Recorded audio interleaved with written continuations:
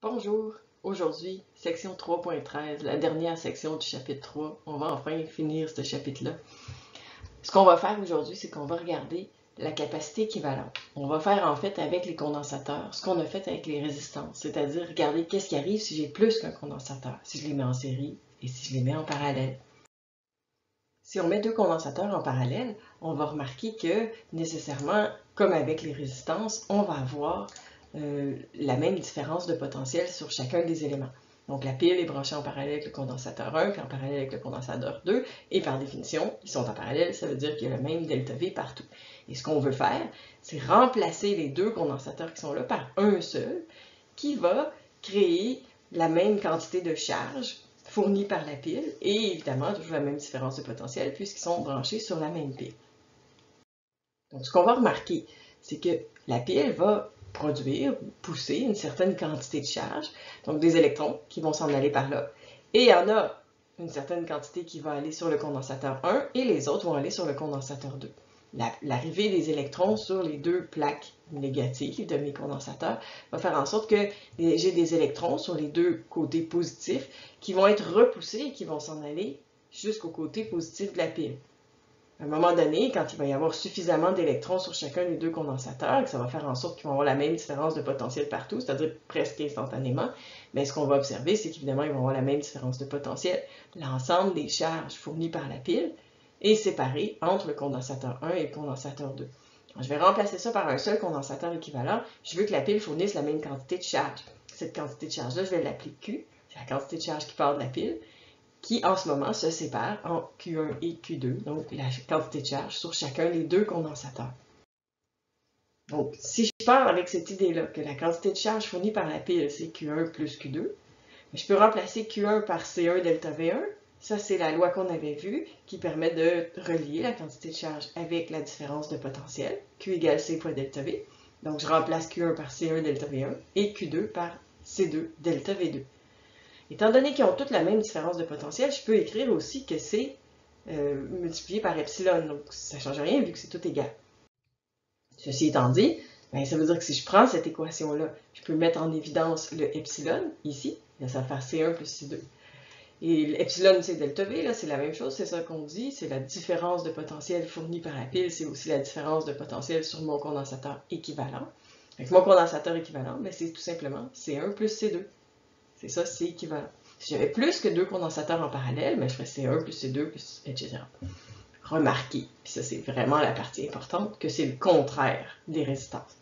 Les résistances, on additionne les résistances quand les résistances sont en série, alors qu'on additionne les capacités quand les condensateurs sont en parallèle. Il ne faut pas se tromper, c'est vraiment le contraire. Qu'est-ce qui arrive quand on met des condensateurs en série d'abord? La pile, elle va faire de la même façon. Une certaine quantité de charge va partir de ma pile ici, donc un paquet d'électrons s'en vient ici, vont venir s'accumuler sur ce côté-là du condensateur. Il y a autant d'électrons qui sont arrivés ici que d'électrons qui vont partir de ce côté-là de mon condensateur et qui vont s'en aller vers le condensateur C1. Donc j'ai un paquet d'électrons, la même quantité que j'avais ici, qui arrive ici. Et donc, j'ai un paquet d'électrons, donc une certaine quantité de charge, qui va partir d'ici et qui va retourner à la pile. La quantité de charge Q est la même partout. Donc, si j'ai 10 électrons, on s'entend 10 électrons, ça n'a pas d'allure comme chiffre, c'est sûr que c'est beaucoup plus, mais juste pour le visualiser, si j'ai 10 électrons qui partent d'ici, qui viennent s'accumuler ici, sur la plaque du bas de mon condensateur C2, et ça va repousser 10 électrons qui étaient ici, qui étaient libres dans mon condensateur, et qui vont s'en aller par là. Quand ils vont arriver sur le côté d'en bas de mon condensateur C1, mais ils vont rester pris là, parce qu'il y a un isolant dans le condensateur. Mais l'arrivée de ces électrons-là ici va repousser la même quantité, donc 10 dans mon exemple, 10 électrons qui vont partir du côté positif de mon condensateur 1 et retourner vers la pile. Et donc, j'ai 10 électrons, enfin, 10 électrons ici, 10 protons de surplus de ce côté-là, puis j'ai 10 ici aussi, donc j'ai la même charge. Ça, c'est la partie qui est importante. Si vous remarquez la partie bleue, ce qu'on va remarquer, c'est que si on fait la somme des charges, ça va donner 0. C'est-à-dire que si j'ai une quantité de charge positive ici, j'ai la même quantité de charge négative ici, et donc en réalité, si je prends l'ensemble de ce qui est ici, c'est neutre. Ce qui est vraiment important aussi, c'est de voir que la quantité de charge produite par la pile, c'est la même quantité de charge que j'ai sur le condensateur 1 et sur le condensateur 2. Q égale Q1 égale Q2. Si je veux remplacer ces deux condensateurs-là par un condensateur équivalent, ce que je vais remarquer, si je fais la loi des mailles, c'est que le delta V de la pile, donc epsilon, doit être égal à delta V1 plus delta V2. Il faut que ma loi des mailles marche, donc il faut que la somme des delta V donne 0. Donc epsilon égale delta V1 plus delta V2. Comme je sais que delta V1, c'est Q1 sur C1, et que delta V2, c'est Q2 sur C2, toujours la même équation, le Q égale C fois delta V, bien je peux remplacer ça par Q sur C équivalent. Donc, ce que je veux, c'est avoir un seul condensateur équivalent qui va avoir la même quantité de charge pour la même différence de potentiel. Qu'est-ce que ça va faire? Bien, ce que ça va faire, tout simplement, c'est que, comme Q1 égale Q2 égale à Q, tout ça, c'est la même chose, donc je peux l'annuler. Si je remplace Q1 et Q2 par Q, bien, je vais avoir Q partout. Donc, on va avoir tout simplement, on va pouvoir annuler, diviser tous les termes par Q, et ça va me donner 1 sur C équivalent égale à 1 sur C1 plus 1 sur C2, puis s'il y en a plus que 2, évidemment, on peut continuer. Donc, encore une fois, exactement le contraire d'avec les résistances. Avec les résistances, on additionne les inverses quand ils sont en parallèle, alors qu'avec les condensateurs, on additionne l'inverse de la capacité quand ils sont en série. Donc, dans un montage comme celui-là, et c'est là que ça devient intéressant, comment je peux remplacer mes 4 condensateurs par un seul condensateur équivalent? Donc là, on a comme valeur C1 qui est 12, C2 qui est 6, C3 qui est 3 microfarad et C4, 4 microfarad. Ma pile ici est de 12 volts. J'en ai pas besoin pour répondre à la question A, il y a une question B qui s'en vient tantôt. Donc, première étape, on va trouver qu'est-ce qui est en série, qu'est-ce qui est en parallèle. Donc là, on peut voir qu'on a deux condensateurs ici, C2 et C3, qui sont en série. Alors, je vais me servir de l'équation pour les capacités en série. 1 sur C2 plus 1 sur C3 égale à 1 sur C2, 3. Fait qu'on va utiliser la même notation qu'on avait fait avec les résistances. Donc, 1 sixième plus 1 tiers, ça fait une demi. Et donc, ma capacité équivalente pour ces deux condensateurs-là, c'est 2 microfarads. Je vais remplacer ça. Je vais faire un circuit dans lequel j'ai remplacé C2 et C3 par C2, 3. J'ai gardé C1 et j'ai gardé C4. Et là, ce que je vois, c'est que C2, 3 et C4 sont maintenant en parallèle. L'équation pour les capacités en parallèle, les condensateurs en parallèle, c'est tout simplement de les additionner. Donc, je vais faire C2, 3 plus C4. Alors, 2 plus 4, ça fait 6. Donc, je peux remplacer ces deux condensateurs-là par un seul condensateur de 6 microfarads. Et maintenant, qu'est-ce que j'ai? J'ai deux condensateurs qui sont maintenant rendus en série. Donc, j'ai remplacé C2, 3 et C4 par C2, 3, 4. C1 est encore là. Maintenant, ils sont en série. Donc, je vais faire 1 sur C2, 3, 4 plus 1 sur C1. Donc, un sixième plus un douzième, ça fait 1 quart. Ma capacité équivalente, 1 sur 1 quart, ça fait 4. Donc, 4 microfarads. Mon condensateur équivalent a une capacité de 4 microfarads. Maintenant, question B. Déterminer la charge sur le condensateur 3. Comment on fait ça? Comment je trouve la charge qu'il y a sur un condensateur au milieu de ce circuit-là? En fait, on va faire le problème, mais en partant de la fin. On a déjà trouvé la capacité équivalente, donc on va partir de cette notion-là. On va dire, mais je le sais que quand j'ai mon condensateur équivalent, qui a une capacité de 4 microfarads, il est branché sur une pile de 12 volts, et donc la pile fournit 12 microcoulombs. Ça, c'est la charge totale fournie par le condensateur. Ensuite, quand j'avais mes deux condensateurs qui étaient ici, C1 puis C2, 3, 4, avant de le mettre en C équivalent, j'avais trouvé ces deux condensateurs-là, C1 puis C2, 3, 4. Et ce que je sais à propos des condensateurs en série, c'est qu'ils ont la même charge. J'avais 48 microcoulombs sur C1, j'avais 48 microcoulombs sur C2, 3, 4. Quand je les ai mis ensemble, j'ai trouvé C équivalent, il y avait aussi 48 microcoulombs. C'est ça qu'ils ont en commun. Il ne faut pas que ce soit différent, sinon ça veut dire qu'on a fait le calcul pas de la bonne façon. Donc, ce que je sais, c'est que ces deux condensateurs-là ont 48 microcoulombs. Et donc, si je sais que ça, c'est 48 microcoulombs, je devrais pouvoir trouver la différence de potentiel sur ce condensateur-là. En disant, delta V 2, 3, 4, c'est Q 2, 3, 4 sur C 2, 3, 4. C'est un petit peu long à dire, mais on a 48, qui est la charge que j'ai trouvée ici, et C 2, 3, 4 qu'on a trouvé tantôt quand on a fait la question A, qui était 6 microfarads. Donc 48 divisé par 6, ça fait 8. Donc il y a 8 volts sur mon condensateur C2, 3, 4. Donc, étant donné que C2, 3, 4 venait en fait de deux condensateurs en parallèle. J'avais C2, 3 et C4. Mais je sais que s'ils sont en parallèle, c'est qu'ils ont la même différence de potentiel, 8 volts. Donc j'ai 8 volts sur C2,3, j'ai 8 volts sur C4, puis quand je les ai mis ensemble pour faire C2,3,4, bien, il y avait encore 8 volts. Alors, ça ici, c'est 8 volts.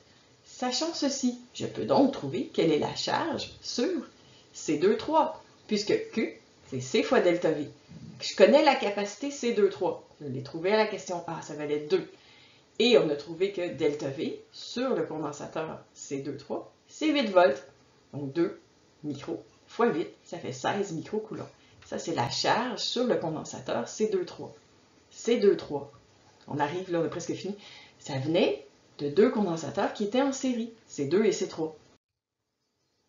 Comme c'était C2 et C3 en série et que des condensateurs en série ont la même charge, mais si c'est sur C2,3, j'ai 16 microcoulombs, j'ai aussi 16 microcoulombs sur C2 et sur C3. Et c'était ça la question.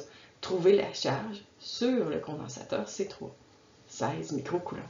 Il y a plusieurs exercices de ce type-là, mais il ne faut pas oublier que dans le fond, on a besoin de connaître deux règles.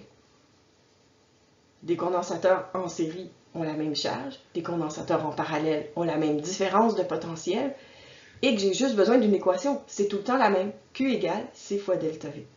Puis on peut remonter comme ça s'il y a 12 ou 25 condensateurs. Ok, je ne fais jamais ça, c'est promis. Alors, un autre exemple qui est très intéressant aussi et qui est très bizarre dans la façon dont il est dessiné, fait qu'on regarde ça rapidement. C'est la situation 2 à la page 316. On vous dit qu'initialement, vous avez ceci, une pile, un condensateur 1 et un condensateur 2. En ce moment, tout est branché en parallèle. Ce qu'on va faire, c'est qu'à un certain instant, on va ouvrir tous les interrupteurs. Mais là, ça ne suffit pas de juste les ouvrir et de faire un trou. Ici, on va faire un trou, c'est-à-dire qu'on va débrancher la pile. Ici, on va prendre cet interrupteur-là, puis on va aller brancher ça avec le fil qui est en bas ici. Et cet interrupteur-ci, aussi, il va aller se brancher en bas, donc il va venir se brancher avec le fil qui est en bas ici. Et donc, qu'est-ce que ça va faire? Premièrement, ça va débrancher ma pile, ça va brancher mes deux condensateurs en parallèle. Bon, je sais qu'ici, il était en parallèle. Ce qu'on va remarquer, c'est que ici, j'avais la partie du haut du condensateur 1 branchée avec la partie du haut du condensateur 2. Initialement, tous ces points-là ont une différence de potentiel positive. On a un potentiel positif, pardon. Donc, ils sont branchés avec le côté positif de la pile. Quand je vais brancher ça ici, ce que je fais, c'est que je branche le haut du condensateur 1 avec le bas du condensateur 2. Puis ça, c'est important parce que ce que ça veut dire, c'est que je vais brancher le côté positif de ce condensateur-là, le côté qui est chargé positivement, avec le côté négatif de ce condensateur-là. Et inversement, le côté positif de lui avec le côté négatif de lui. Donc, on part de cette idée-là. On a nos deux condensateurs. C1 qui est 3 microfarad, C2 qui est 1 microfarad, puis j'ai une pile de 10 volts. On va commencer par déterminer au début, c'était quoi la charge sur le condensateur 1, c'est quoi la charge sur le condensateur 2, puis c'est quoi la charge totale. Puis ensuite, on va regarder qu'est-ce que ça va devenir quand on va changer les interrupteurs. Donc, premièrement, j'ai 10 volts sur chacun. Fait que j'ai Q qui est C fois delta V. Mon condensateur 1, c'est 3 micros. Donc 3 fois 10, 30 microcoulombs. Et le condensateur 2, c'est 1 micro. Donc 1 micro fois 10, 10 microcoulombs, tout simplement. Ça, c'est la quantité de charge qu'on a au début. Au total, ben, si j'ai 30 et 10, ben, la somme des charges fournies par la pile, c'est juste 40. C'est la somme. Donc la pile a fourni 40 microcoulombs. Il y en a 30 qui est venu s'accumuler ici, puis 10 qui est venu s'accumuler ici, et c'est tout. Donc ça, c'est au point A. Donc initialement, c'est ce qu'on a. Quand on va le brancher à l'envers, donc je branche le signe positif de mon condensateur avec le côté négatif de l'autre, qu'est-ce qui va arriver? Ici, j'avais 30 microcoulombs, puis ici, j'en avais 10. 10 négatifs. Qu'est-ce qui arrive quand je les branche ensemble? Ben, les plus puis les moins, ça s'annule. Enfin, ça ne disparaît pas, mais c'est juste que ce qui fait qu'un élément est neutre, c'est qu'il y a autant de positifs que de négatifs. Fait que là, les plus qui sont ici, puis les moins qui sont ici, vont s'annuler. Qu'est-ce qui va rester? J'avais 30 ici, puis moins 10 ici. Fait que je vais faire 30 moins 10, ça fait 20. Il reste 20 microcoulombs. Ils vont où? Ils vont tous sur le condensateur 1, tous sur le condensateur 2, moitié-moitié. Aucune de ces réponses. Aucune de ces réponses parce qu'en fait, mes deux condensateurs, ils sont branchés en parallèle. Les deux condensateurs en parallèle, ça fait quoi? Deux condensateurs en parallèle, ça a la même différence de potentiel. Ils sont en parallèle, c'est ça le principe. Donc ça veut dire qu'une fois qu'ils vont être branchés ensemble, comme ça ici, le delta V sur chacun des deux condensateurs va devenir le même. Ce ne sera plus 10 volts, parce que là j'ai des charges en moins, donc il y a des charges qui sont annulées, mais mon potentiel va diminuer aussi. Alors, qu'est-ce que je sais? Je sais que sur chaque condensateur, il va y avoir une certaine quantité de charge, dont le total va donner 20. 20, c'est ce qui reste. J'avais 30 d'un bord, 10 de l'autre, des signes opposés, donc le total, il me restait 20. Ils vont se répartir sur mes deux condensateurs de façon à ce que ma différence de potentiel sur chacun des deux condensateurs soit la même. Bleu moins rouge, ou rouge moins bleu, là, dépendant du bord où on est. Donc, le total donne 20 microcoulombs, la différence de potentiel est la même. Ça, c'est deux équations puis deux inconnues, parce que si je remplace delta V, je les ai appelées primes là, pour pas qu'on le mélange avec la valeur de la question A. Donc là, j'ai Q1' sur C1 qui doit être égal à Q2' sur C2. Et Q1' et Q2', c'est mes valeurs que je cherche, qu'on a ici, là, le 20 microcoulombs. Donc, je remplace C1 par 3 microcoulombs, 3 microfarades, et mon C2 par 1 microfarade, et j'ai une équation, deux équations, deux inconnues. Donc, si j'isole Q1 dans cette équation-ci, donc l'équation Q1 sur C1 égale à Q2 sur C2, ben, Q1', ça me donne 3 micros fois Q2' sur 1 micro, les micros s'annulent, et donc il me reste 3 fois Q2', que je vais venir remplacer ici. Donc là, je vais avoir 3 fois Q2' plus Q2' égale à 20.